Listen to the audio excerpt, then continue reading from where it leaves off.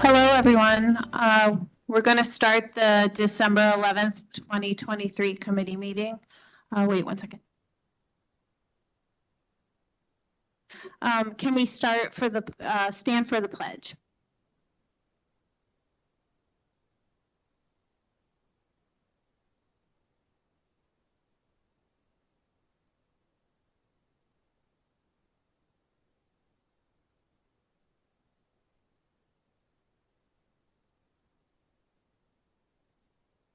Before we get started, I just would like to welcome back former moderator Mark McDermott to the RTM. He fills the vacancy created by Christine Brown.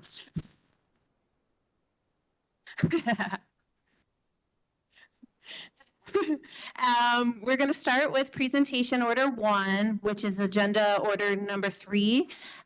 This is regarding the reappointment of Jeffrey Warren to the Harbor Commission.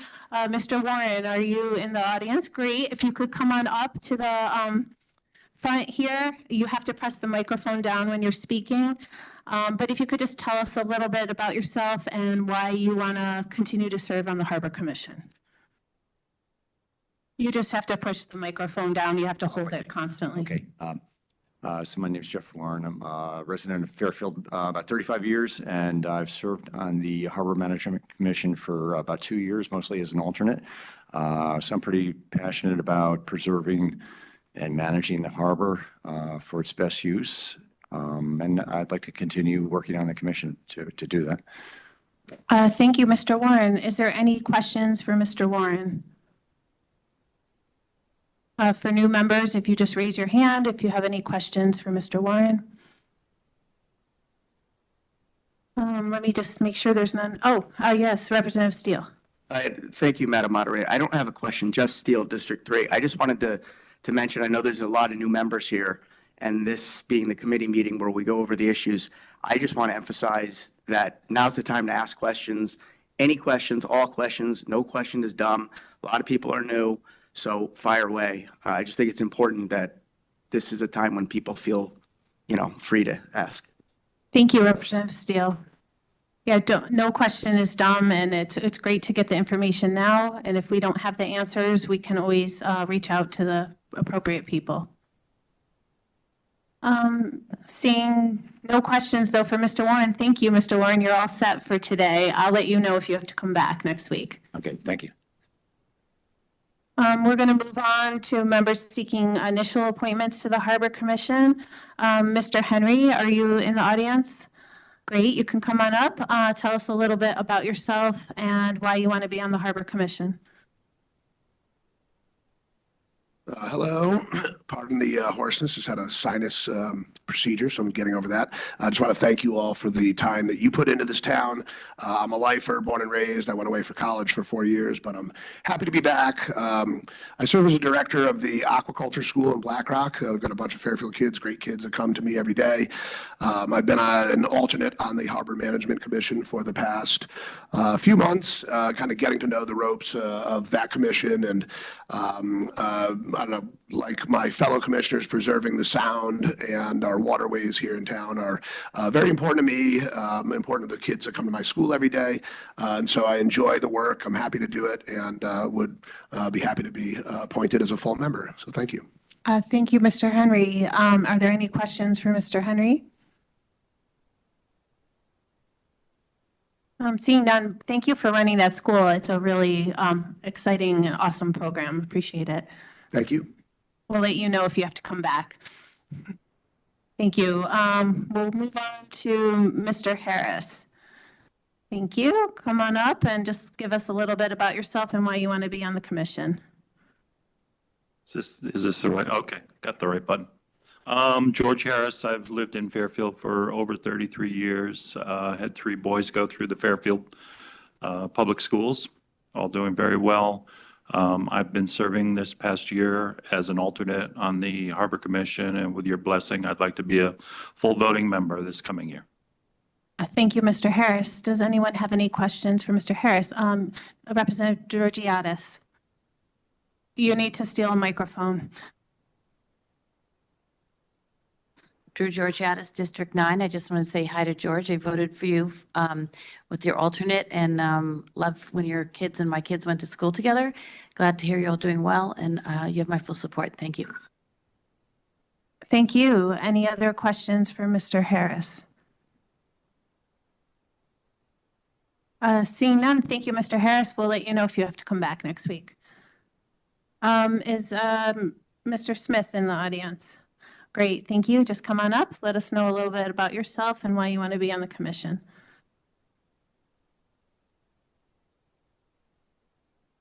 Thank you. I'm Chris Smith. I've been a resident of the town for 30 plus years and raised my family sailing on waters out of Pequot Harbor, Southport Harbor, and have really loved it.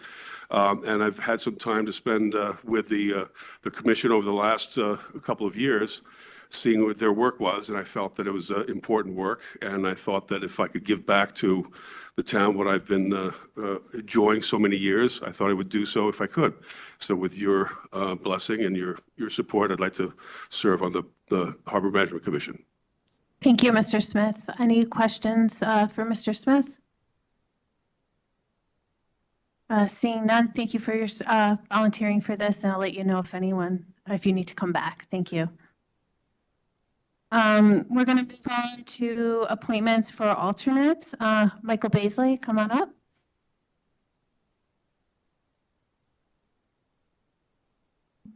Hi, good evening. My name is Mike Baisley. I've been a resident of the town for over 20 years. 3 girls through the school system here. I live in the Stratfield section of town. I'm at a point in my personal and professional life now where I have a little more time to give back, and I thought and I volunteered to serve on a committee. The Harbor Management Commission was one of the ones that I identified as being of interest to me. My girls and I spent a lot of time down around the shore fishing, shell fishing, ecological tours. My oldest is a bird watcher, so I've been down there with her a few times and doing beach cleanups and things. So just interested in finding an opportunity to serve and help the town. And I thought it was a good choice for me to get my feet wet. So thank you. Thank you, Mr. Baisley. I appreciate that. Any questions for Mr. Baisley? Representative Walk. Hi, Jay Walk, Representative District 5. So, I know this person and his family very well, through my kids growing up, especially your wife, with Girl Scouts and things. So you're a perfect fit and you have my support. Thank you. Thank you. Any other questions for Mr. Baisley? My kids also went to school. I appreciate that. Thank you. Thank you. Belinda Shepherd.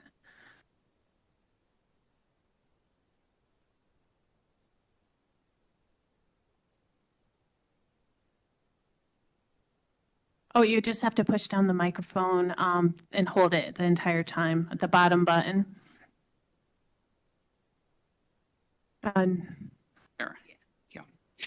My name is Belinda Shepherd. I have lived in actually Westport for 40 years, and I was fortunate to be able to move to Fairfield a month ago.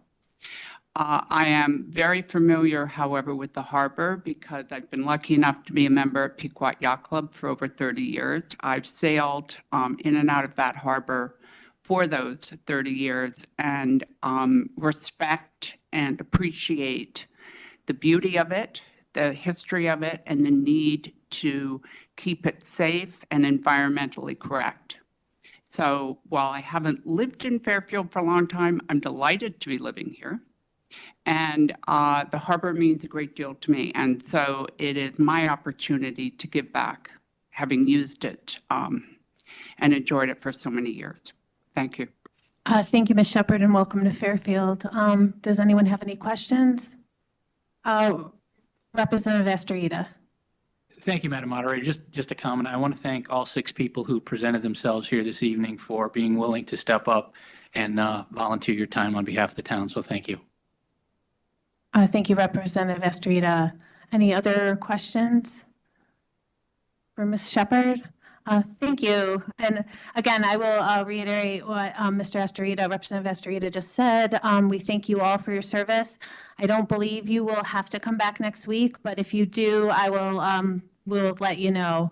But we will be voting on that next week. And you're free to stay for this meeting, rest of the meeting, or you're free to go, whatever, it's up to you. But first, Representative Georgiadis, did you have a quick question regarding this? Drew Georgiadis, District 9. I wanted to follow up on Representative Estorita. I want to thank you all for volunteering.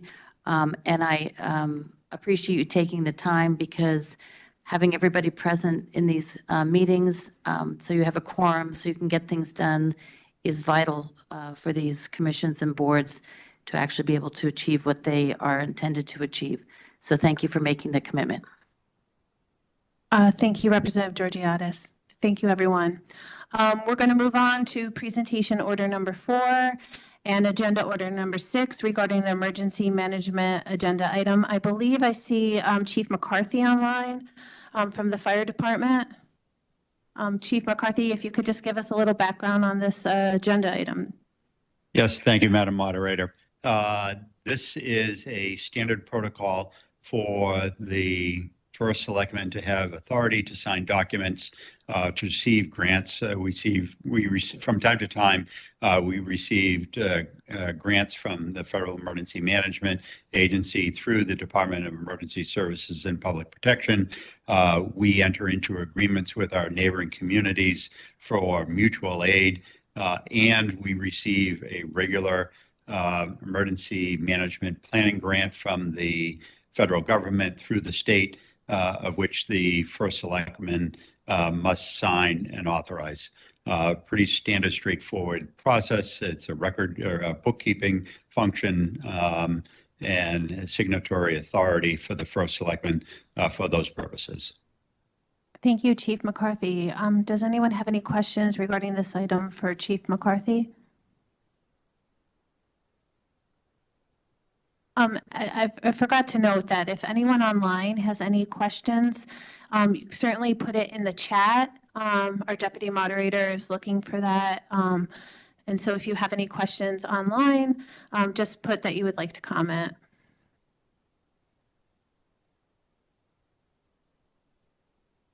Seeing none, thank you, Chief McCarthy. I appreciate it. Thank you. We're going to move on to presentation order number 5 regarding agenda item 7, the port security grant. I see both Deputy Chief Way, I hope, and Chief Calamaris are here to speak about that.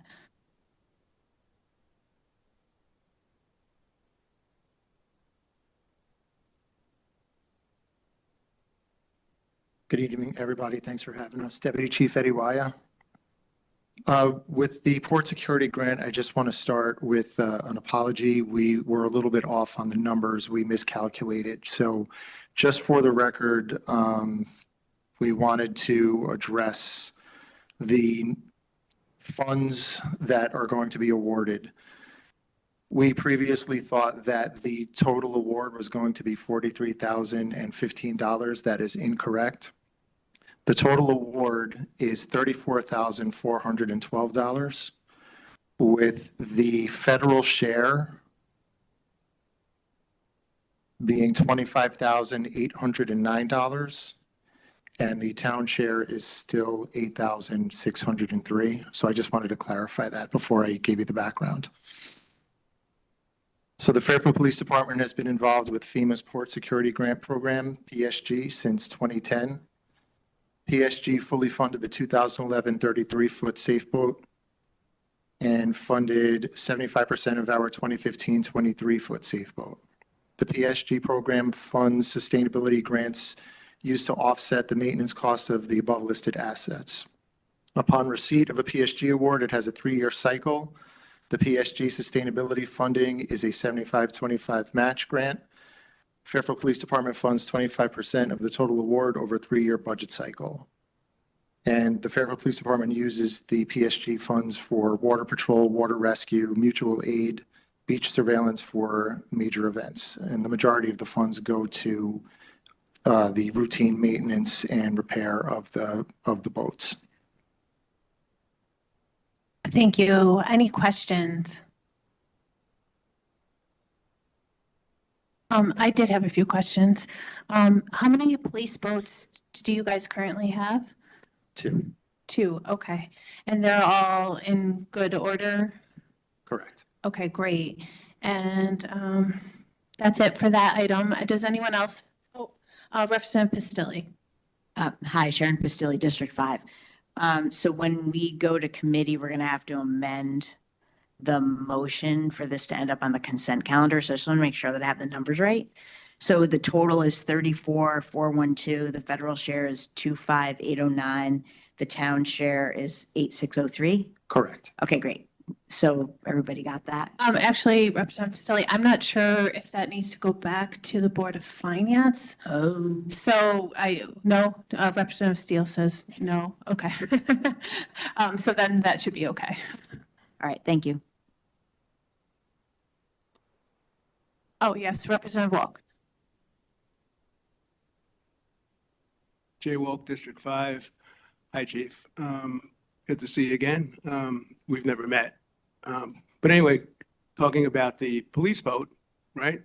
I had the pleasure of for some of you who don't know, I had the pleasure of being on it twice. And it's quite an experience to be on that boat. And it really is important to this town to have those boats. Just the speed alone was just amazing how fast we went there. It was when Chief McNamara was the chief. But anyway, thanks, and I totally approve. Whatever has to be done to the boats. I think so. Thank you, Representative Walk. Representative Georgiadis. Drew Georgiadis, District 9. How are you? Good to see you. Thank you for all your help in the beach area.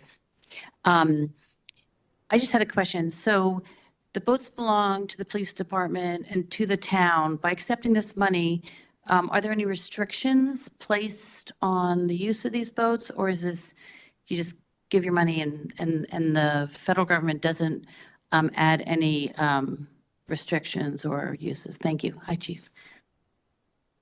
So when we applied for grants to build these boats and acquire them from the federal government, they were provided to us with the understanding that we would provide assistance during homeland security situations. So these boats are provided to us with the understanding that any time we had a on-water emergency to assist not only Long Island police officers, but the Coast Guard, and if the Navy needed our assistance, to assist them as well. We've had the pleasure of working with the Coast Guard, not under great circumstances, but we've had the pleasure of working with them several occasions for drownings and things like that. So what this sustainability grant does is once we acquire the assets from the federal government, they provide us with additional grants to support those assets and continue to maintain them over years to come.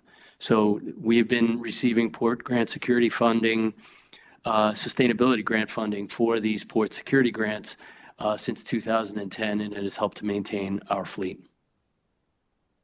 Thank you. Representative Carson. Laura Carson, District 4. And you foresee that we will continue to have these grants, right? I foresee, well, for the next 3 years, with the approval of this grant, that will give us 3 more years of sustainability.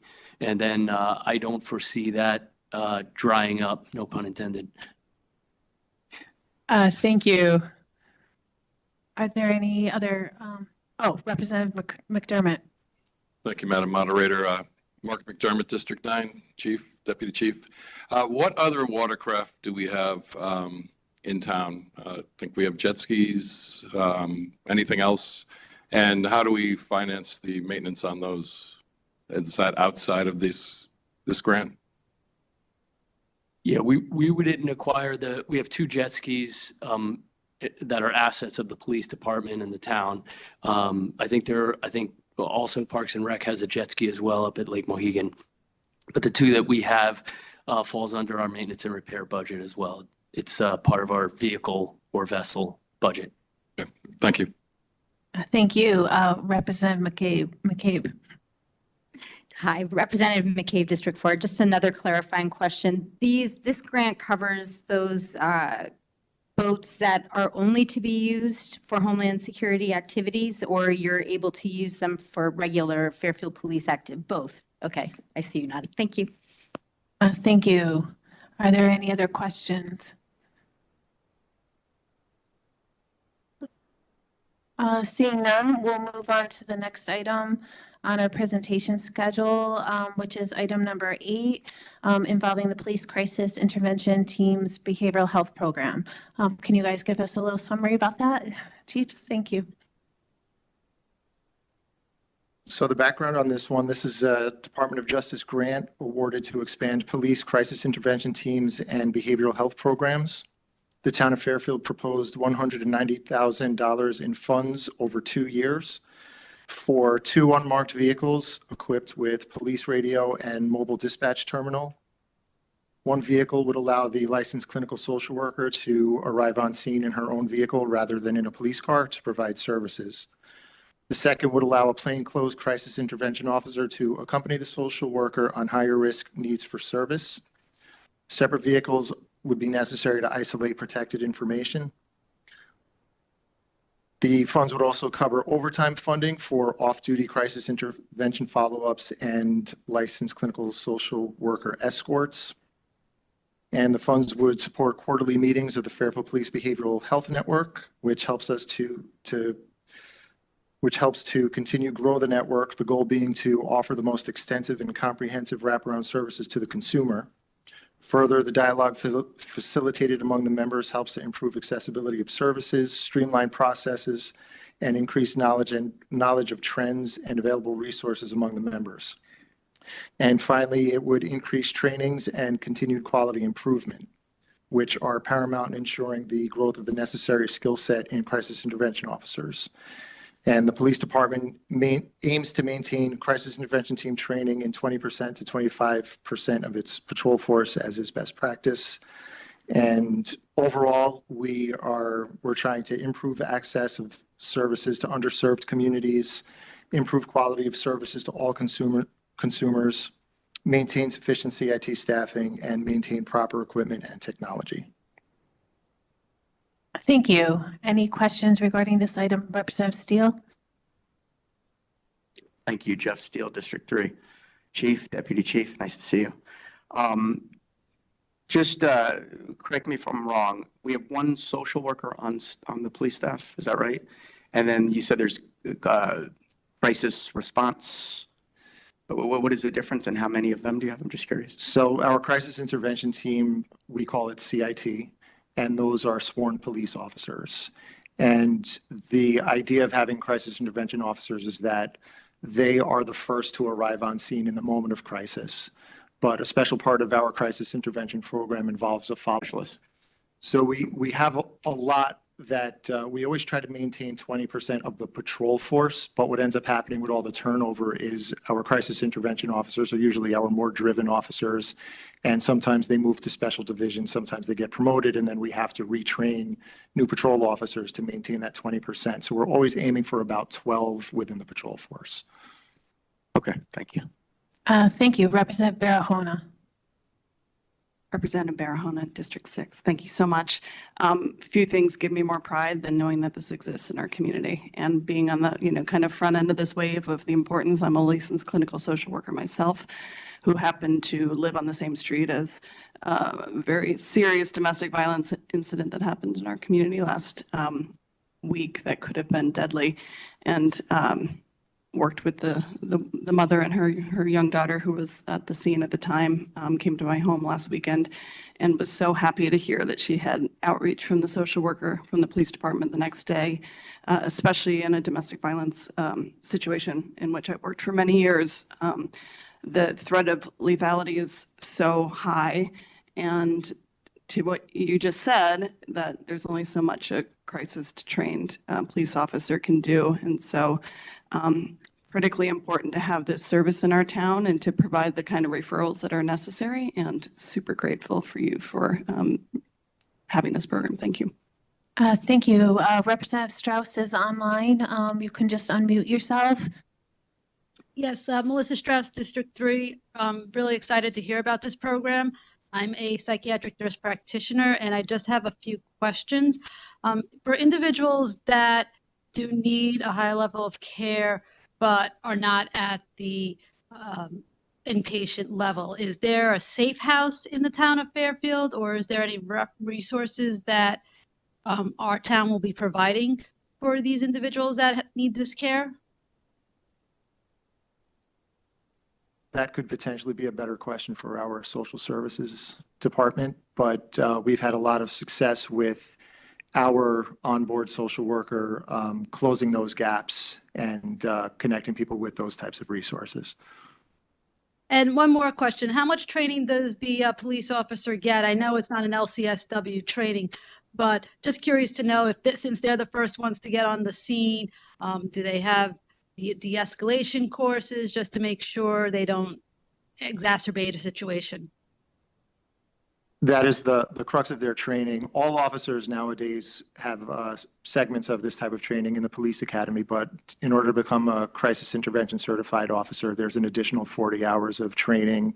And then we always focus on continued quality improvement. So anytime additional trainings come up, we make sure that the crisis intervention officers take advantage of those trainings. And that's exactly what it's for. It's to very early on identify behaviors that are consistent with potential behavioral health crisis so that we can focus the outcome more on mental health care and not so much on anything punitive.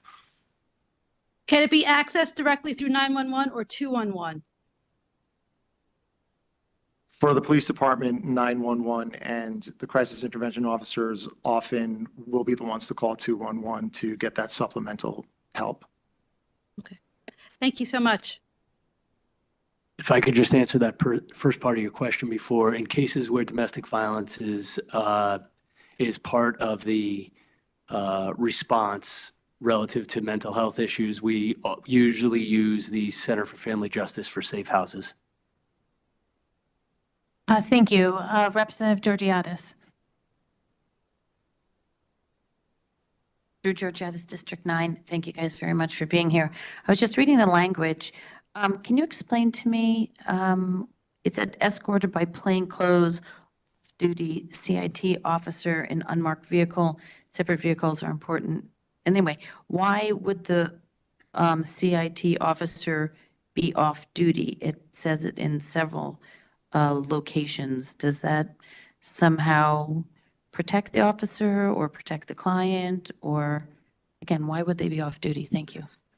So our follow-up program that we developed was specifically to reduce the stigmas of a uniformed officer showing up and potentially exacerbating a behavioral health crisis. And we actually experimented with this. We received a small amount of funding from GE many years ago when we first started our crisis intervention program. And having a plainclothes officer in an unmarked vehicle follow up after crisis was so much more well received from the families and from the individuals suffering with the crisis. So we want to continue that practice, but with the synergy of having a licensed clinical social worker performing as well. I totally support the plainclothes. My question was about being off duty.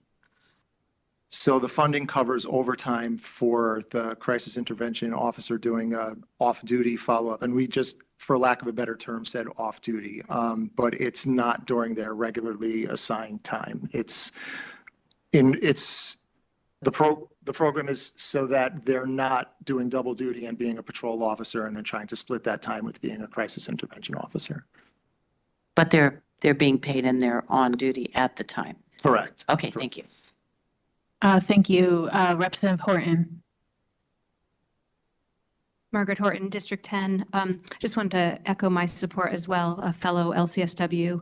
And just there's so much research that supports the efficacy of these community safety initiatives. And it may seem like a small thing sometimes, that idea of coming in an unmarked police car, but I think that actually can really be the difference sometimes between a successful behavioral health intervention and really a massive sort of safety crisis. So just really support this initiative. Thank you for taking it on. Thank you, Representative Carson. Laura Carson, District 4. You said best practices say that about 25% of the force is trained. Do you think, because you do have a lot of people, then they seem to leave, a lot of turnover, do you think it's possible to try to get more money and train more so you don't have to have the constant turnover? Yeah, and I might have misspoken. Best practice, minimum 20% to 25%. So the more the better for us, and we have officers requesting it all the time. And that's the type of training that'll never be denied. So if we end up with more than 25%, that's great. It actually offsets it a little bit when some of them move on to other divisions or if they promote. But we'll always try to maintain a minimum of 20 to 25%. So could you ask for more than 190 to get more training? So with this grant, we had to have very, very specific numbers, right down to the cent. And in order to get the most out of it, we wanted to be conservative, but extremely honest with what we needed. And we were very lucky to get the full award. And again, do you worry that you won't have the grant in 2 years? Part of the grant is also coming up with a plan for continued funding. And one of the options would be to come before the boards and try to get a budget line in our regular budget to support these efforts. But over the next 2 years, we plan on tracking the metrics and the deliverables and making sure we can show that it's been successful. Thank you. Representative Britton. Peter Britton, District 1. Just to follow up on Jeff Steele's. So this program, this grant, has nothing to do with the social worker program, the person that you have in there is a social worker, as far as the budget, or that's kind of, they're two different things. Have I got that right? They're related. So we last year got a special appropriation to fund the salary for the social worker. Right now, the social worker has no transportation. So every time we need the social worker on scene, she has to jump in the car with a police officer. So she's arriving on scene in a marked car with a uniformed officer, and we're trying to support the lower stigma, unmarked car approach. But the 3 years and how this grant works for 3 years, does that affect that person at all? No. It's actually 2 years, and it's supplementary to the social worker program that we're running. It allows us to utilize the social worker in more scenarios. Thank you, Representative McCabe. Representative McCabe, District 4. I also want to commend you for what is a wonderful program. And actually, your comment about sustainability is leading to my next question so that we're prepared to support the continuation of the program.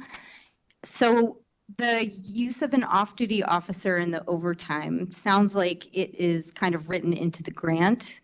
So in order to sustain the program through the town funding your budget, would it require either additional training or additional hires so that on-duty officers can serve in their role as crisis intervention team members without it having to be separate from their duties in the way that you're describing it? There are a couple of different approaches that we could take. We take guidance from CABLE, which is the Connecticut Alliance to Benefit Law Enforcement, and their model says that it's not necessarily good to have a separate division that is just crisis intervention officers, and there would still be turnover in that division even if we did do it that way.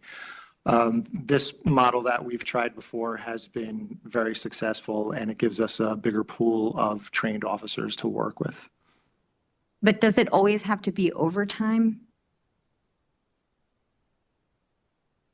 It would have to be overtime to accomplish it in the way that we're trying to accomplish it. So part of it is making sure that it's twofold. If you're just operating on straight time as a patrol officer, number one, you have the disadvantage of being in uniform and in a marked car. But the other disadvantage is that while you're taking all of the extra time in de-escalation and handling things from a behavioral health perspective, you're now not available to patrol. So it's that much more time off of patrol. So we're trying to fix that problem and at the same time make it a more effective interaction with the person who is in crisis. Thank you. That makes a lot of sense. I appreciate the explanation. Thank you. Thank you, Representative Shea. Yes, thank you both very much for your service to our town. I really appreciate all that you do to keep us safe. My question comes down to safety. I'm sorry, Representative Shea, District 2.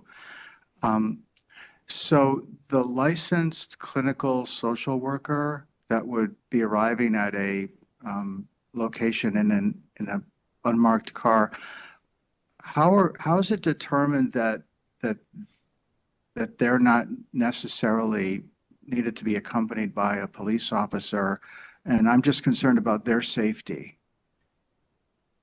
And as are we, and that's a very good point. And that's why the overtime also builds in that this is for the purposes of having an escort. So it's the licensed clinical social worker follows up with a crisis intervention officer as their escort. And the purpose of having the police cars equipped with police radios and mobile dispatch terminals is that they have an opportunity to do records and research before they arrive on a scene to kind of assess the risk level before they even get there. But then also having that radio as a lifeline in case anything turns for the worse. So just to follow up, there's a pretty good chance that they may be there on their own without a backup. No, they would have a crisis intervention officer as their escort. Okay, thank you. Thank you, Representative Estorita. Thank you, Madam Moderator. Ken Astorita, District 1. Gentlemen, thank you for coming tonight. And just to reiterate what Representative Shea said, thank you for your service to the town and keeping us all safe. And not to extend this anymore, but can you just give a little bit background on what the Police Behavioral Network is and what does it do? Absolutely. So before we were able to secure our own embedded social worker, we always saw the value in bringing in licensed clinical social workers and just specialists in the mental health field who were not law enforcement in really supplementing what our crisis intervention team does. So in order to build those connections, we started the Behavioral Health Network, and that's really just a think tank of a variety of liaisons from all of our local mental health resources like EMPS, the Emergency Mobile Psychiatric Services, representatives from DCF, Care Coordination, Mobile Crisis. Yeah, so Department of Mental Health and Addiction Services. So we built this network of mental health specialists who would meet with us quarterly so that we could kind of discuss what's trending, what are some of the trainings that are out there, kind of connecting with each other so that we're all on a first name basis. If we're on a difficult call, we can just pick up the phone and call someone from the network. And now, since we've gotten the licensed clinical social worker, we have now turned that behavioral health network over to her, and she leverages it as the coordinator. So it's like an advisory body, basically. Is that kind of how it works? Correct. So there's no like, in the event of like a situation, there's no like action plan that you activate this network or anything like that? You may just draw on some of its resources as you find convenient, but I just want to make sure I'm kind of. Yes, correct. Thank you. I see that Representative Strauss and Representative Georgiadis have follow-up questions, but I want to know if anyone else wants to speak for their first that hasn't already spoken. Oh, Representative Ludwig. Say that right? Very close. Christine Ludwigzak, District 8. Thank you, gentlemen, for your service.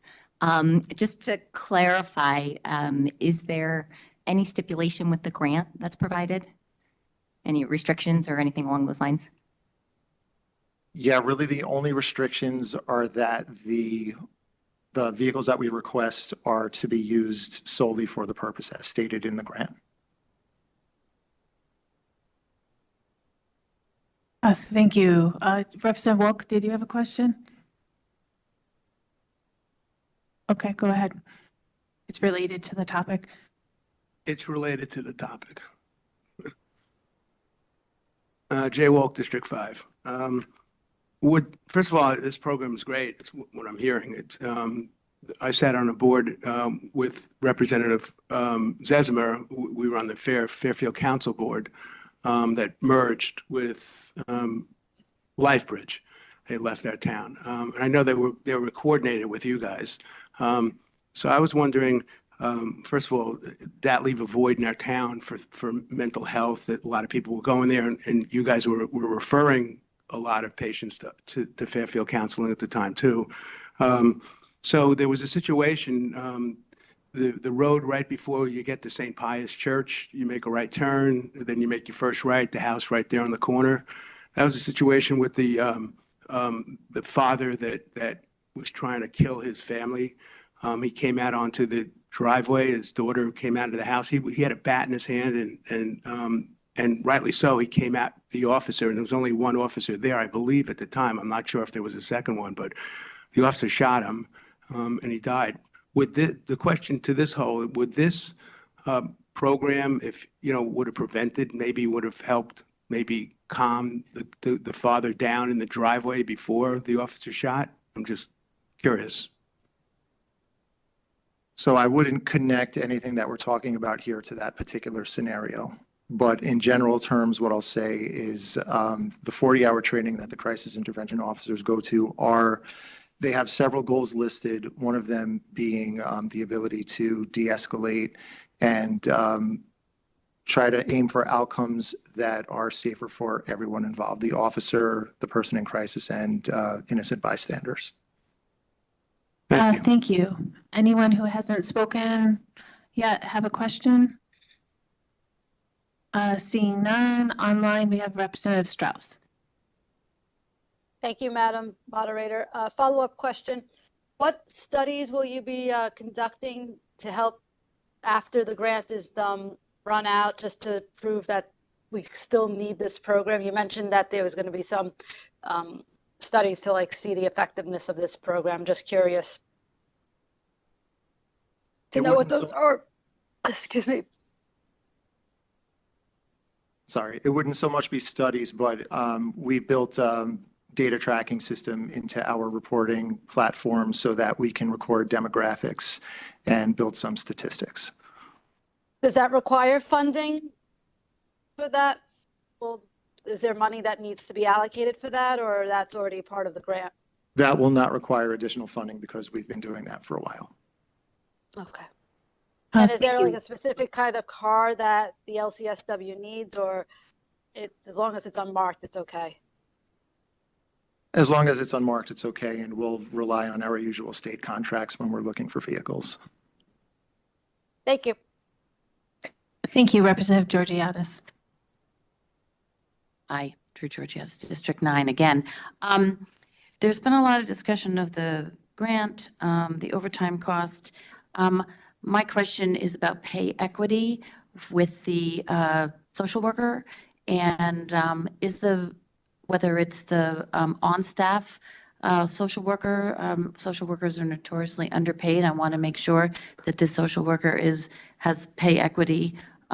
If the officer's getting time and a half, I want to make sure they're well paid for their work, because it sounds very dangerous. Thank you. Yes, so the social worker's salary is dictated by the union contract that she has with the town. So the police department can't really interfere with her contract, but what we can say is when we posted the position, we definitely did our research, and we built in more than competitive salary. Thank you. Any other questions? Representative Havey. Thank you. Lisa Havey, District 9. I have a question about the cars. You said the stipulation was that the grant says that those 2 cars can only be used for the crisis intervention purpose, and the grant is 2 years. What happens to the cars when the grant is done? Do you lease them? Are they being bought? Will they be added to the fleet? What's the end game there? So the end game is we hope that we can establish to all of the boards as well as all of you that this is a program worth continuing and that our department budget can absorb it. So different budget lines would absorb different parts of the grant, such as training, overtime, and vehicles. Is the plan to lease or purchase? Right now, purchase. Thank you very much, and thank you for your service. Just so we're clear, the vehicles that we buy under the grant, we would be able to retain. So in an environment that the licensed clinical social worker will be working under, or the time that she'll be using the vehicle, it would last quite a long time. Thank you very much. Thank you. Any other questions regarding this item? Representative Barahona. Representative Barahona, District 6. I just want to provide one brief point of clarification. Representative Astorita had mentioned about the behavioral health kind of team.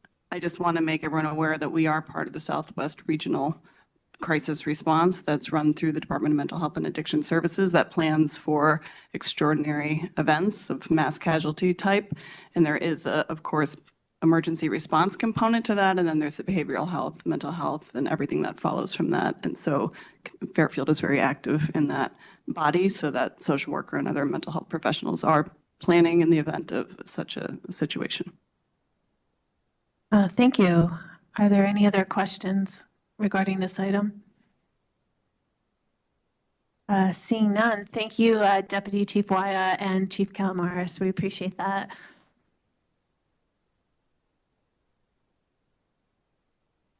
Now, next up, we're moving on to item number 6 on our presentation schedule. We'll cover items 9 and 10 together on our agenda. These are regarding the ADA grants. And in front of us is the Director of Human Services, Julie DeMarco. Thank you for coming. Thanks. Hi, everybody. If you could just give us a little update on this. So this first grant is from the state Department on Aging. It's we were allocated $131,000 of state ARPA funds. They came to that amount based on our socioeconomics, our residents, our racial diversity, all sorts of considerations and characteristics of the community. What we applied for with this grant is to have an ADA, an adult, and I apologize, I'm going to say playground, but it's more of a fitness area, like at Gould Manor. It will be very similar to Gould Manor. That is ADA compliant, accessible, and also for adults, it's targeted towards people 13 and up, with a whole bunch of 9 different workout areas. One is a surface that looks like a bridge that has different surfaces like rocks, steps, smooth tar, pebbles, straw, things like that. Swings, like an arm bike, an elliptical, other kinds of equipment, and a big board like at Gould Manor that is, tells you how to do exercises with that. So the grant for the 131 is to cover half of that. That's his first one. Thank you. Are there any questions regarding this?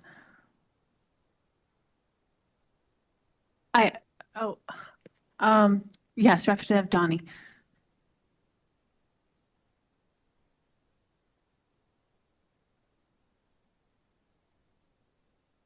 Thank you. Hi, Nancy Donnie, District 6. Where are you planning to put this? That's a great question. I'm sorry, I left that out. At the senior center, if you're coming down Oldfield Road, and I'm sorry, I talk with my hands. You're coming down Oldfield Road. There's that Frank Rice Trail that's right. You can take that trail back to the soccer field at the school. Child's Garden is the front building. There's a playground there. There's about an acre between Oldfield Road and the building, or the Child's Garden. It's going there. It's 50 feet. It's a 50-foot circle across. Not good at math to give you that area, but it's 50 feet across, and it'll have access from that Frank Rice Trail, which is an accessible trail, or from Oldfield Road, not from a Child's Garden, because that's a daycare during the day, so we can't really go across that, but during the weekend you could. Thank you. Any other questions? Representative Georgiadis. Drew Georgiadis, District 9. How are you, Julie? Good to see you.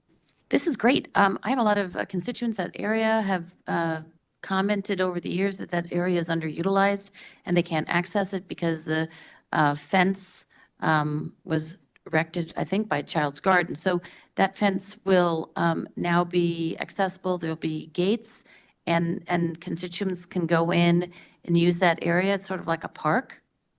Yes, actually. There's an open gate from that Frank Rice Trail, and there's an opening at Oldfield Road.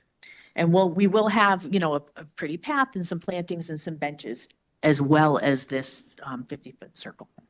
That's fantastic. My constituents, well, they were my constituents, but they're now in District 10. They're now Margaret's constituents, anyway, other people's constituents. But thank you very much. Giving that back to the community is a fantastic, fantastic thing. Thank you. Representative Barahona. Representative Barahona, District 6. Hi, Julie. Nice to see you. This is great. I love it. Two questions. One, if you could speak to just the utilization of the senior center, just for the sense of the group to know kind of the daily census or whatnot and what you think the utilization will be. The other is specific to the quote. It expired on September 6th. I just want to see if there's confidence that these numbers will remain, if the quote has been rebid, or if we expect it to go up at all. I'll take the second question first. It's the same. You know, I gave you the expired quote. The senior center, I don't know what the utilization is going to be. I talked to Anthony Calabrese about how often Gould Manor is used, and there's no way really of tracking that. But for the seniors, you know, remember seniors are 50 and up. So for people who come to the building, I just wanted to drop that for you, 50 and up. You know, we have people who are not quite ready to be indoors for exercise. We are also requiring registration for our exercise classes. So it's not just drop in and go to any class you want. And for those who aren't quite ready to be back inside, this will be a wonderful opportunity for them to be outside and follow. You know, we can have workouts done out there, but they're also listed on that board, as I acted out before. But yeah, our seniors are pretty excited about it. They've been interested in where it's going to be and if they use it. We have almost 6,000 members now, maybe 6,200 members now, and active members are in the high 3,000s, and that's great for our community. But there's always more we can do, and you know, the seniors, all of us 50 and over, are looking for different things to do and try. And this is a wonderful thing for the campus of the senior center, but also for our residents. Thank you. Just real quick question. So do you have to be a member of the senior center to use this? No. Okay, great. Thank you. Anyone have any other questions? Representative Steele. Jeff Steele, District 3. Hi, Julie. Full disclosure, my wife is the director of the senior center. But that doesn't force me to say I think it's fantastic what they're doing there. I think this is a great addition for the land there, as mentioned earlier, but also the activities for seniors and for residents. So excellent. Quick question. The balance of the cost is through a state is already approved, or the funding is coming through another grant, if I read correctly, another $350,000 grant? Yes, the next item, half of it. Okay. Mm-hmm. Do you want me to jump ahead? You can go ahead. Yeah, I was thinking these two kind of coincided. Sorry, I jumped. I just wanted to say excellent. Yeah, you can actually do both. Thanks. Okay, so the next item is that the grant for the $350,000 that is coming from the state. And that is thanks in large part to State Rep Sarah Keat, who put that in the budget for us. So the grant, the adult fitness area will cost roughly $262,000. The first grant, the 131, is half of it, and we would use the other 131 from this grant from the state for so part of that $350,000 covers the whole thing. Thank you, Representative Estorita. Thank you, Madam Moderator. Ken Estorita, District 10. Yeah, that was my question. So I just want to make sure I'm understanding clearly the source of the funding. So we're talking about two different grants here. The first one for item 9 is $131,000. That's coming from some ARPA grant, and then $350,000 is a different grant, and we're taking a portion of that grant to cover the other $140,000 for the playground, for lack of a better word. Okay, great. Exactly. Thank you. What are we using the rest of the grant for? Hopefully for our kitchen renovations. We really have to see where we are with the bathrooms and the HVAC and the playground from there, and we'll go and hopefully do some kitchen renovations. Did I see someone's hand? Representative Havey. Hi, Lisa Havey, District 9 was 6, but now 9, so sometimes I'm not sure. Speaking of age and the memberships, going back to memberships, is there an age limit? Can you join before 50? And do you offer an AARP discount? The membership's 50 and up. We don't really get requests for younger than 50, although somebody was interested in pickleball. Fairfield residents do not pay a membership fee. Out-of-town residents pay $25 a year. Thank you very much. Thank you. Representative McDermott. Thank you, Madam Moderator. Mark McDermott, District 9. Hi, Julie. There's been talk about a new senior center, so this would eventually just become a park for everybody at some point if we were to move somewhere else in town or build a new senior center. Love the way you're thinking. It's. I'm sure you are. This area will be for the town as it is now, so anybody can use it now. It's not just for the senior center. So if you were to fund a new senior center, we would have to take a bus there. Correct. Right. Okay. Or walk from Drew's old neighborhood. Right. Good question, though. Thank you, Representative Carroll. Thank you. Chris Carroll, District 8. You talked about the equipment. Anybody can use it. What is the plan for monitoring its use, the maintenance of the use? I mean, everybody has good intention, but we know there's folks in this town who might abuse the opportunity. How are you going to manage that, make sure this stuff doesn't get destroyed?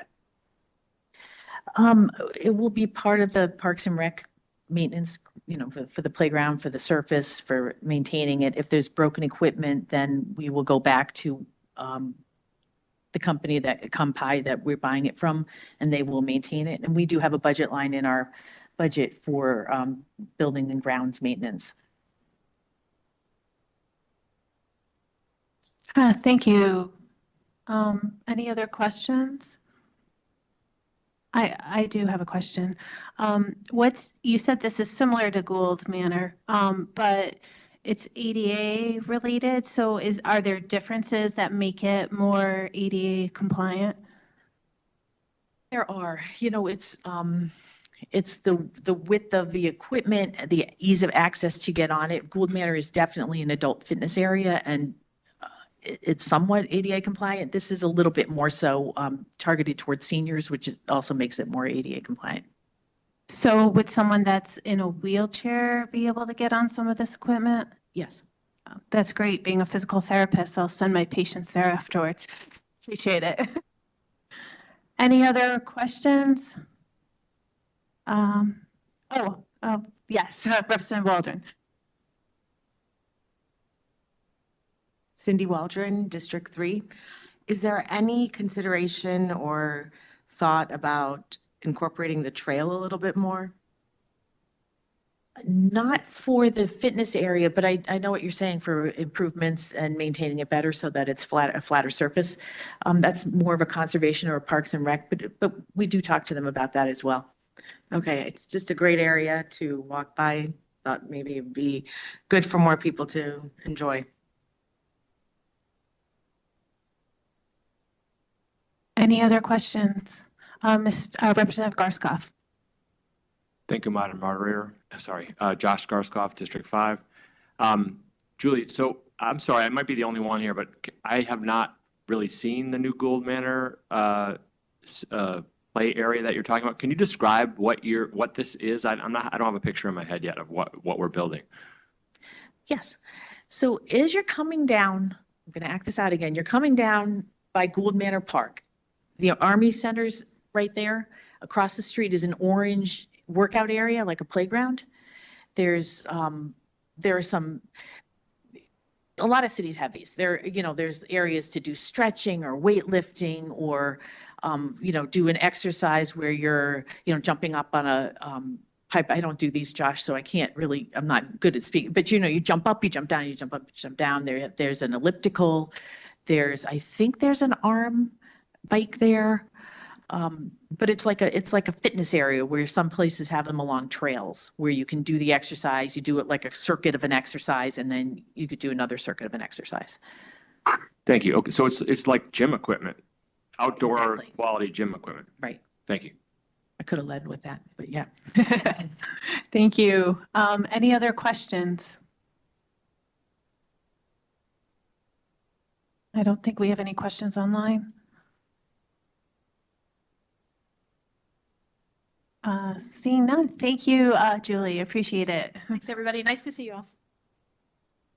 All right, we're going to call up Mr. Cleary and Ms. Geronico, I think are both there, to talk about presentation order number 7, items 11 and 12. We'll start, they're both regarding vaccinations and workforce grants. If you could give us a little bit about that.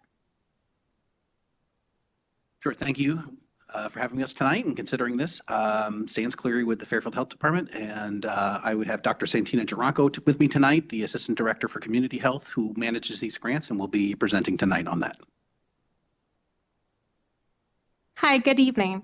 So for the immunization grant, just a little background information. So this is actually a federal grant that the state was awarded, and the state has allocated funds to the local level. So we were awarded $143,667 to be spent from September 1st, 23 to June 30th, 25 for activities related to COVID-19, flu, and other immunizations to our community. With the money, we plan to hire 1 part-time immunization support nurse and 1 part-time community health worker to increase our vaccination capacity and outreach. Additionally, I just want to point out, we are required by the grant to spend $51,573 for media funding, advertising, and printing, which will allow the health department to hire a media company to develop and distribute educational campaigns to promote vaccine confidence. Thank you. Any questions on this item? Representative Georgiadis.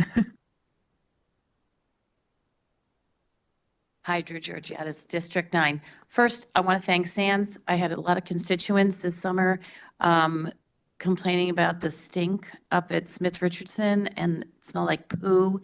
And SANS came to the rescue and he worked diligently and found the smell. And all my golfing neighbors are incredibly, incredibly grateful.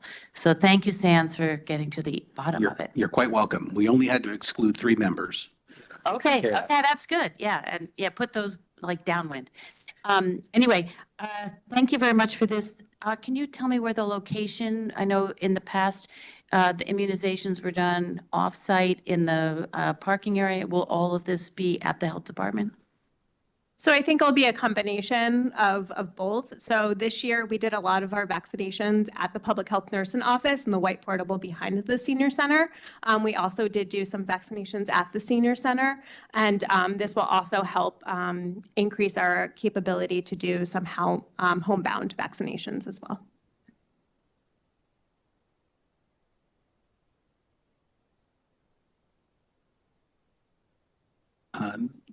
The parking lot by the train station was a testing center, so that's been decommissioned already. That was operated by Yale. Thank you. Any other questions? I appreciate that there's going to be some increased homebound services, vaccinations, working in people's homes. I appreciate that. And so are you going to increase the amount of clinics, or will there be any type of walk-in basis for receiving vaccinations?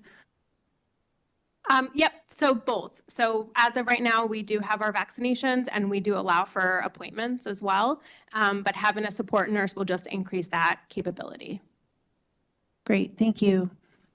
Any other questions? Representative Barahona. Sorry, very chatty tonight. Representative Barahona, District 6. Hi, Santina. You were Santina Galbo back in Norwalk when we worked together. Oh You my may- gosh, yes, hi, how are I you? know, right? Yeah. Nice to see you. Just a quick question, clarification. Is the vaccine clinic for children also the flu or just the COVID for children? Both. Awesome. Okay. And childhood immunizations as well. Great, thanks. Great, thank you. Any other questions? Oh, Representative Carson. Laura Carson, District 4. Will you be doing any RSV? That's not listed as of right now, and we don't offer it at this time either. Is there a possibility in the future that you can do that? Yeah, I think if it becomes available, but I think right now it's at the doctor's offices. Representative Shea. Hi, Representative Shea, District 2. The funding of the $143,000 money, on top of that, there's an expenditure necessary of $51,000 for, I guess, advertising. Yep, so within that 143,000, we are required by the grant to spend $51,573 on media. Okay, so that means there's only, I believe like 91. 1,000 for staff. Correct. And how does the staff, so this just funds the staff for 1 year? Yep, until 2025. And so it just helps to increase our capabilities for that time period. And then we're hoping to get funding for that staff in the following year from a grant from the federal government through the state? So right now, we're just planning to use the funding as has been allocated. If there are additional grant funding opportunities, which there often are, we will apply for that and try to extend this. But at this current time, when this grant ends, those staff will no longer be with the town. And they're both part-time positions. Okay, so these are part-time. Okay, and because okay, thank you. That answers my question. Thank you. Representative Longo is online with a question. Hi, Melissa Longo, District 1. How are you planning on reaching your, I guess I'm confused as to who the audience is that you are trying to reach. And when you said advertising, is that by way of radio, commercials? How do you plan on getting to people that this grant is supposed to, who are the people that you're targeting exactly? The target audience, I guess, is what I'm asking. So the target audience is really all Fairfield residents, and we are, while we don't have the grant yet, we've already been in discussions with several other health departments. We will pull together and hire the same media consultant that will deliver all those avenues that you suggested, a full media campaign, if you will, to reach everyone on the importance of vaccinations and increasing adoption of COVID vaccinations, flu vaccinations, and vaccinations in general. Okay, so it's vaccinations in general, not specific to the COVID-19 vaccine. And I guess my other question is, someone had mentioned that this is going to people of all ages in our community, children included. So we currently offer childhood vaccinations at our Well Child Clinic. So we do this service already. We currently offer flu, COVID, pneumococcal pneumonia to adults. So this will simply expand that and enable us to offer it to more people. We'll have more hours, more clinics, more staff to offer additional services. During COVID, we reached out to Homebound. We had flu clinics and COVID clinics in all sorts of different locations. And so this will enable us to kind of continue that approach of going to where, senior housing facilities and, offering clinics there so they don't even have to travel at all. So it'll continue those types of approaches of bringing the vaccine to people that want it. And have you, in the last year, seen that this is really a necessity that to, push this kind of agenda on the town of Fairfield and the residents of Fairfield to get if this is specifically towards the COVID vaccine rather than vaccines as a whole? Is this really necessary, do you feel? So this is a grant that starts at the federal level, and the federal government is interested in increasing looking at reducing vaccine hesitancy. And so they have offered funding for this. We're applying for that funding. We've been told we receive it. We're just seeking approval to sign the contract. But again, there is definitely cases where there is vaccine hesitancy. The adoption of the latest COVID booster is there's very low adoption of that. Not a lot of people have received it. And so we're looking to reduce that hesitancy for those who are interested in getting vaccinated. Thank you so much for answering my questions. I appreciate it. Thank you. Representative Rock. Hi, Dave Rock. Sorry.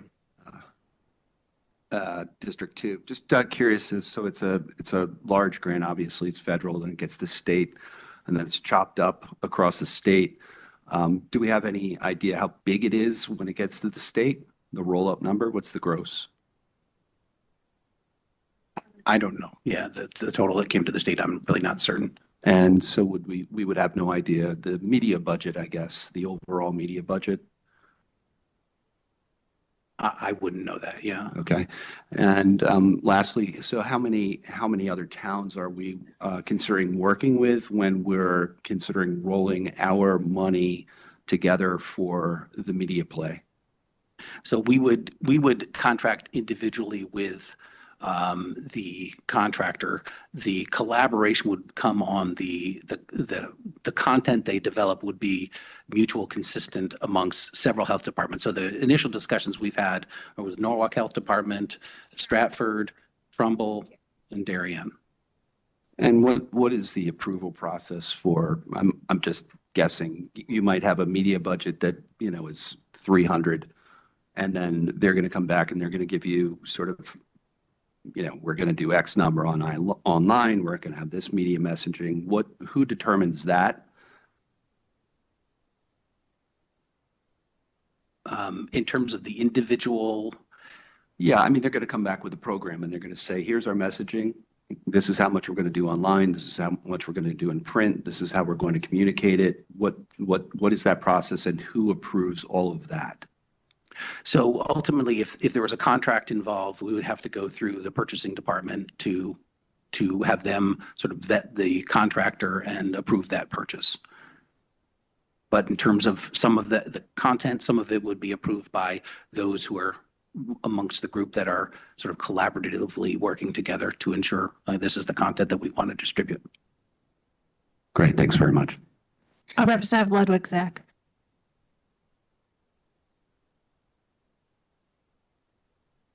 I think my question might have been answered a little bit. Christine Ludwig-Zach, District 8. With the allocation of the media budget, is there a particular agency or company that you're required to work with through the grant, or is that at your discretion? It's at our discretion. We have been talking with one that the state has recommended. Thank you. Thank you, Representative Walk. Thank you, Madam Moderator. Jay Wolk, District 5. Hi, Sands. Good to see you again. My question is just on vaccines. So, everybody, people who've gotten their boosters and gotten their shots previously for COVID-19, like myself. So if I came to the senior center to get one, maybe not me, but just anybody, but you're gonna like I took Pfizer, the shots that I've taken from Pfizer. So I know there's Moderna and different shots. Are you gonna have all different shots for different people who have already taken So unfortunately, with this grant, we are not allowed to spend the money on vaccine. Right now, we offer Moderna, and that we just kind of kept with that because that seems to be what people have requested. All right, thank you. Happy holidays to you. Representative Colburn. Thank you for coming. Colin Colburn, District 8. The 51,000 that's going to the media campaign, is that just for the media buys, or does that also include the cost for the consultants for the outside services you're using? Yep, that includes the cost for the consultants, any advertising we think we're gonna printing, things like that. Okay, thank you very much. Thank you, Representative Estrada. Thank you, Madam Moderator. Canastri, District 1. So my question kind of revolves around what you've been talking about with the media stuff and the concern that I have, and this is not something we need to litigate here, but I think this is a very worthwhile program, and it's something we definitely want to do. What concerns me is you link the COVID vaccine, which, there are many questions on clearly, and I think that's what has driven vaccine hesitancy.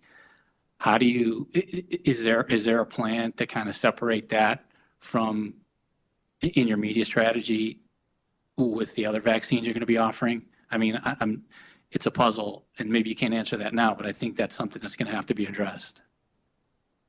Yeah, I think that's something that we'll be working with the consultant to delineate, if you will.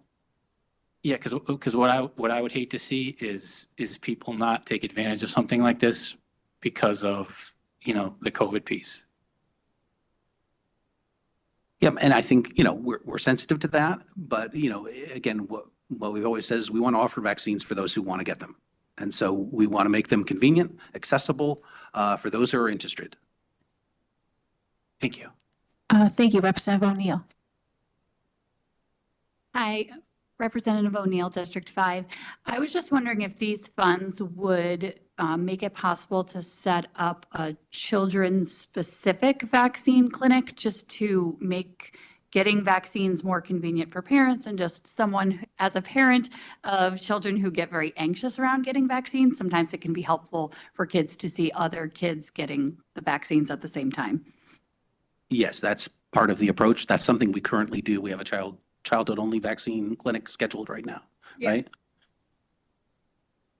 We're geared. We had some flu vaccines this season that were geared towards the younger kids. Some evening clinics and things like that. So yes. Thank you. Thank you, Representative Steele. Thank you, Jeff Steele, District 3. Just following up on one point you made earlier, you said you'll have the ability to choose a consultant or media expert. Will that go out for an RFP, or do you guys just choose somebody? So we'll work with our purchasing partner to determine what's the appropriate pathway to enter into an agreement with the consultant. But we've talked to the one that's recommended by the state. I believe, and I have to double check this if it's on the state bid list, if that consultant's already been bidded out with the state and such that we can not have to bid it out. But we will engage our purchasing department to make sure we follow all the right appropriate purchasing policies.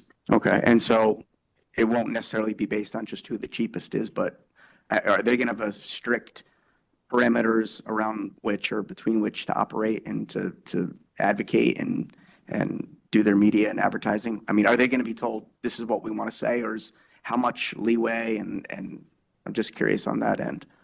Because in other words, I mean, if you choose a certain entity, a certain PR firm, versus opening up the bid to several and looking at obviously their prices, they all have a leaning in a certain way. They're certainly Senate, some of them are agenda driven. How are you going to go about choosing that? I'm just curious. Yeah, as I said, we will, whatever's required of us in terms of entering into an agreement with our purchasing department, we will follow those procedures. We will use the collective group that's entering into an agreement sort of collaboratively. Like each town will individually enter into an agreement with the contractor.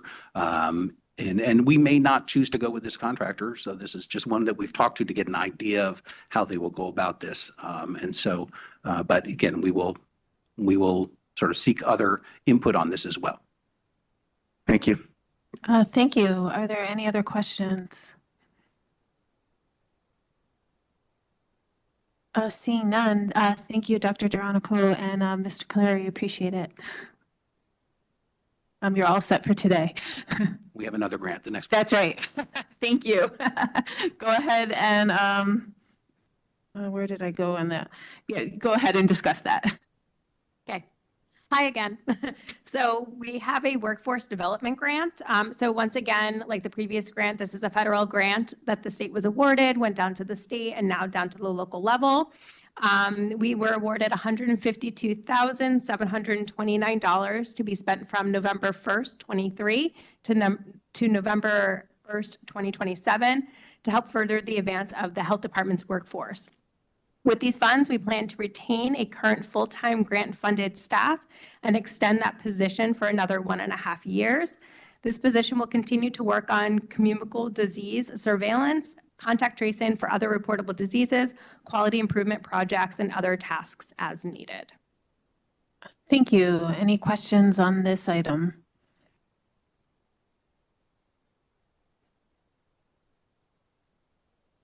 Seeing none, I guess you can go. Thank you very much. And then poor Mr. Barnhart, our Director of Community and Economic Development, has been sitting over there in the corner. He's going to come and speak to us regarding agenda item number 13, the Housing Trust Fund at 376 Quincy Street. Good evening, Madam Moderator, members of the RTM. For the record, Mark Barnhart, Director of Community and Economic Development. I'm here to present the proposed purchase acquisition of 376 Quincy, which is within the Parkview Commons development, also known as the former Navy housing site. This property has been in foreclosure for a number of years now. There's been several sales that have been scheduled and canceled as the individual had filed for bankruptcy. Finally, a foreclosure sale did go forward on the 18th of November this year, at which time the town was the successful bidder on the property. Previously, the Affordable Housing Committee had recommended the purchase and had approved an allocation of funds from the Housing Trust Fund for the acquisition of the property, which was also approved by the Board of Selectmen first about this time last year in October of 2022, and then subsequently we brought it back once the actual purchase price was known for their final ratification approval earlier this month. It was also referred to the Town Planning and Zoning Commission for their review under Connecticut General Statutes 8-24. That was considered back in November of this past year, 2022, and recommended for favorable disposition. The overall plan here is to incorporate this property with 4 others that the town had acquired over the last couple of years. We are currently working with Habitat for Humanity, which the successful responded to a request for qualifications. We're planning to execute a development agreement, hopefully after the beginning of the year, and then subsequently come back before this board with a proposed ground lease. The town would hope to retain title and then ground lease the property for redevelopment to construct new duplex and triplexes at the correct flood elevation, not only to preserve the existing affordable homeownership units, but also to increase our inventory there as well. So the proposed purchase price of $273,000 does compare favorably to the appraisal that was done by the court. It also compares quite favorably to the other purchases that we've had within the same development. I'm happy to answer any questions that you have at this time. Thank you. Any questions for Mr. Barnhart? Representative Wackerman. Karen Wackerman, District 9. I'm always your cheerleader about this, but I think this is such a great program you started and a great use of the Housing Trust Fund. So thank you for continuing to do this. Thank you, Representative Georgiadis. Drew Georgiadis, District 9. Hi, Mark. How are you? This is my district, still in my district. So thank you very, very much for doing this. I want to give you a shout out because if you're mentioning triplexes, you've made some great headway. I know we were talking duplexes only for a while, and if you're doing triplexes, really helps our affordable housing stock. So thank you for your hard work there. I didn't look closely enough. You were hoping for contiguous properties. Does this one really, is it the one sandwiched in the middle that we were talking about previously? It's actually at the end of the line, but we held off in hopes that we would be able to acquire this property, so we would have 3 contiguous lots.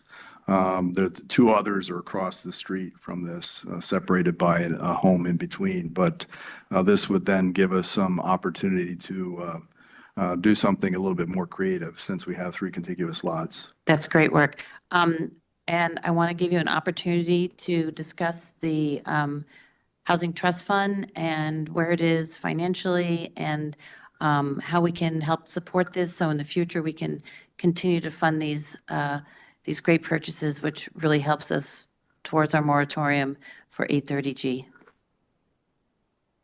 Yeah, I think the Housing Trust Fund has been a real tremendous success. It's a good tool for the town to utilize. Oftentimes, the actual land itself is a key issue in terms of the cost, and just by subsidizing or making available the land for development that enables affordable housing to occur. We do have approximately $900,000 in the current and the Housing Trust Fund, a portion of which is committed for this purchase, but it does get replenished through a supplemental building permit fee or fee that's assessed based on the value of construction for both new construction and building additions. We can accept donations as well. The Affordable Housing Committee actually created a brochure that indicates how, we could accept donations for that purpose. So, I think with these types of stories, success stories out there will help enable us to realize additional commitments for the fund. Thank you, Representative. I just wanted to follow up and say thank you very much. This affordable housing, when it was Coast Guard and my kids were at Sherman School, it really helped pull a lot of federal dollars in because of the affordable housing component then, and this affordable housing component will hopefully continue to get us some really great federal programs at Sherman School. So it's been really great for the community all around. So thank you very much. Thank you, Representative McDermott. Thank you, Madam Moderator. Mark McDermott, District 9. Hi, Mark. I think this is fabulous, but I asked you a question when you were before us last time, you and Joanne, about asking the administration at the time to use ARPA funding for this purchase so we don't drain the trust fund. Did that conversation ever happen? Can it still happen? I think we have in the neighborhood of $3 million of unassigned money right now. I know there are a lot of other expenses and competing projects right now, but $300,000 is not going to take a lot of that money away. We overcommitted, I think, on a lot of the ARPA projects because we just don't have the capability of getting them all done. And I think this would qualify for ARPA funding. The short answer is yes, you can use ARPA dollars for this purchase. We do have these funds committed from the Housing Trust Fund, but fear not, I'm sure we'll have additional opportunities that we could utilize ARPA dollars for acquisition of property for the purpose of creating affordable housing here in town. Well, we're going to have to start committing pretty soon because that money's going to be gone if we don't use it. I think you still have a few years yet, but.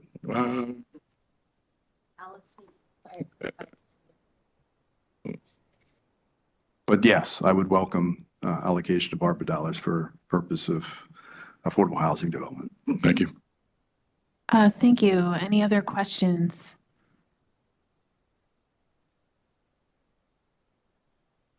Seeing none, thank you very much for coming out today, and we'll let you know if we need you back next week. All right. I'm not sure if everyone saw the supplementals, but those presentations regarding the Riverfield RTU replacement and the HVAC items will have presented to us next week.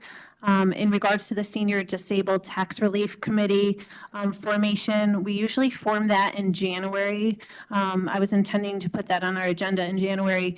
However, if you look in the backup, the supplemental backup, our tax assessor, Ross Murray, has asked us to make some changes to the ordinance that would be better done sooner than later to conform with the statewide. So we just need to get that committee formed. We're not going to be voting on the ordinance. We're just voting on the formation of the committee for this year. So that no one will be presenting on that item. And I don't think there's anything else for overall committee presentations today, so we're going to break out into standing committees. If everyone will just kind of find their chairperson and kind of meet up by them. A reminder to all the secretaries that you should complete the minutes, get them to your chairperson for approval, and send them to me and our town clerk within 48 hours of today's meeting. Oh, and also a reminder to our chairs to call in the numbers that are at the bottom of the agenda. They were posted today, the agenda was updated, but make sure you call in so we can get recordings, and the people online, I believe there's 3 people online, can also call into their committees. But the chairs should know how to do that. Marcy? Yes, Representative Steele? Said my name. I did, it's over here, sorry. Sorry. Do you want us to do call-ins even if there is no one remote? Or like, is that a best? Yes, practice? yeah, it's Not a- best practice because we're recording them and they're actually available online. Okay, okay. It's not easy to do. Do we have the other rooms available?